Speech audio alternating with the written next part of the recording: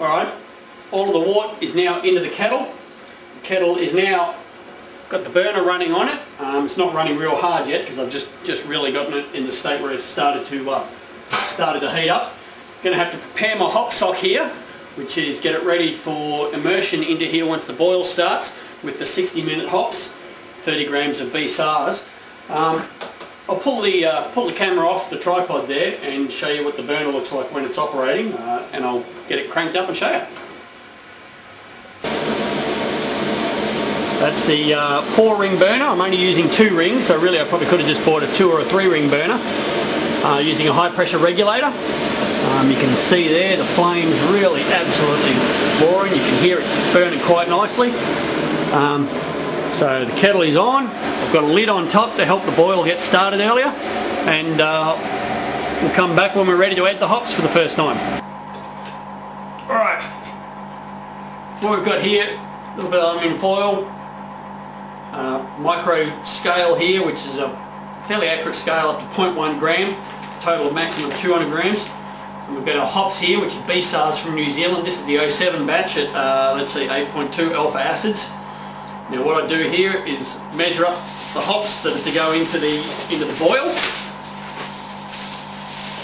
First batch of hops I need is 30 grams. So just turn that on, wait for it to reset itself. So I measure out 30 grams worth of hop pellets here.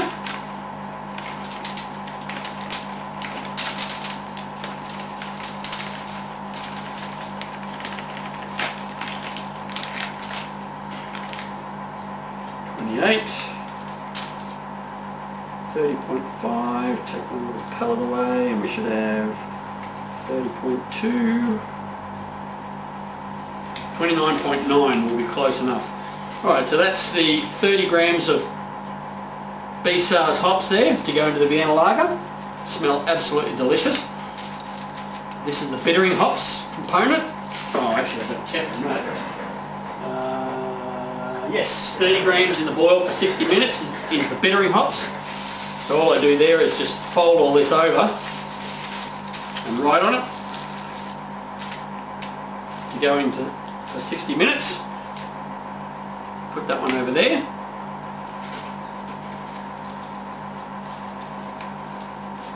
Get another piece of foil here for the flavour hops. Put that on the scale there, make sure it's set to 0. Turn it back. And this time we only need 20 grams. And I'm hoping I've got enough in here.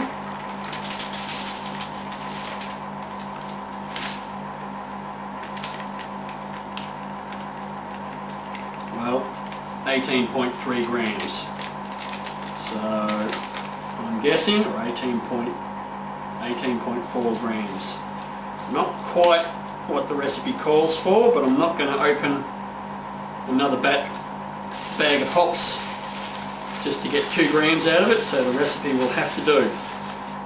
So that's in the boil for 10 minutes. So that there is our hops to be used in the boil. We've got one marked as 10, one marked as 60, ready to go. Just pop them over here and they'll be ready to go in the kettle once we get to that stage. Alright, here we are up here by the kettle, really monitoring what's going on here, because what you want to do is you want to make sure that you catch the boil right when it occurs so that you don't create a boil over, because what happens with your boiling wort is when it starts boiling it really expands in volume. There's a lot of air bubbles or gas bubbles or whatever they might be start to form, and the proteins start to coagulate on the surface, and that means the foam doesn't die down very fast.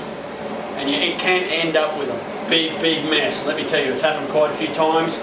Every other brewer has probably experienced the same thing. These boilovers can be a mess, and in this nice shed brewery that I've built, with this nice rice tile, the last thing I want to happen is have bloody boiling wort pour all over it. So here we are, we're very close. There's good amount of foam formed on the surface. I can feel the kettle, I can feel the vibrations in it being caused by the wort as it's getting ready to boil.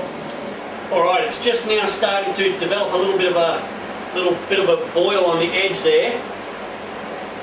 I'll just watch that and wait for it to start to to ramp up to a decent boil and wait for the foam to really start developing. Here we go.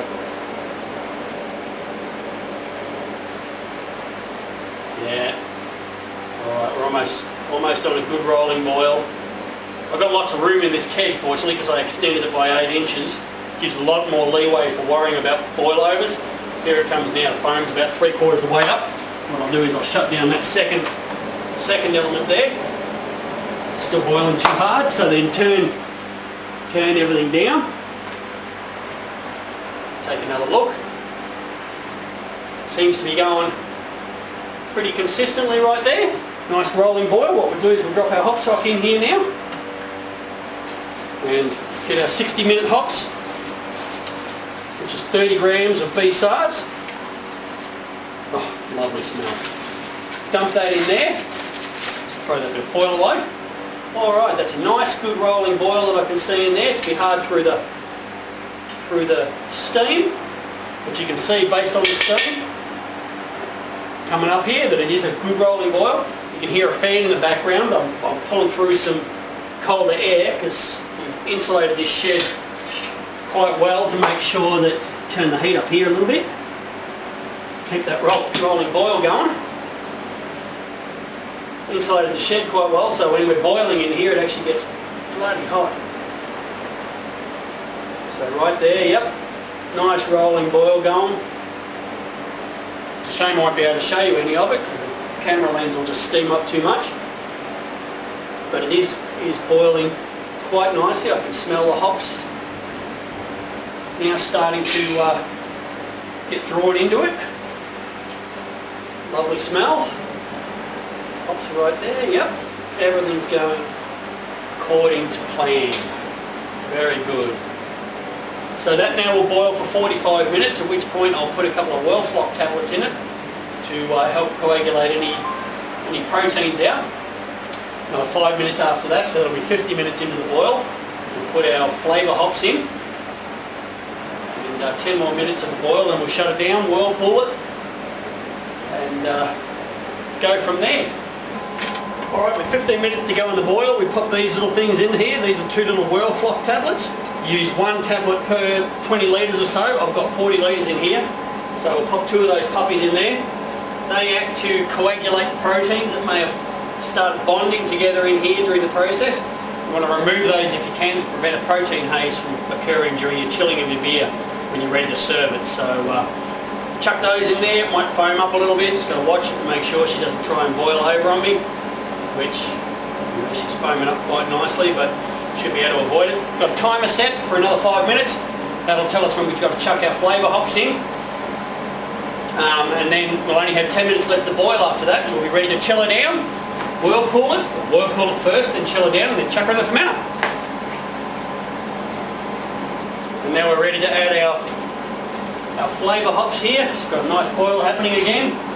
Chuck those puppies in. They'll be in there for a total of 10 minutes. Give some nice SARS flavour to it, and we'll be ready to chill it out. Alright, the timer for the boil to complete has gone off, so what we'll do here is we'll shut everything down. So the boil is actually, we'll turn the gas off, boil is completed. We'll now take a look in here, move our hop sock up out of the way so that we can create a whirlpool. We need to do that to get as many of the sediments out of the way as we can. Yep, so all nicely boiled. Smells absolutely delicious with that SARS flavour coming through, or the SARS scent of the SARS. Now, giving that a good stir, got a good good clockwise spin going on there. What I'll do now is I'll pop the kettle lid on, and we'll leave that for 10 minutes to whirlpool.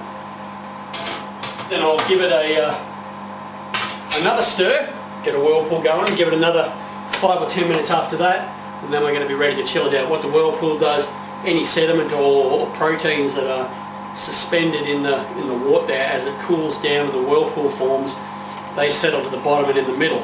And so when I open the tap at the bottom of the kettle, those things don't get sucked into the fermenter, which you don't necessarily want the coagulated proteins or anything in your fermenter. So we'll give that 10 minutes or so.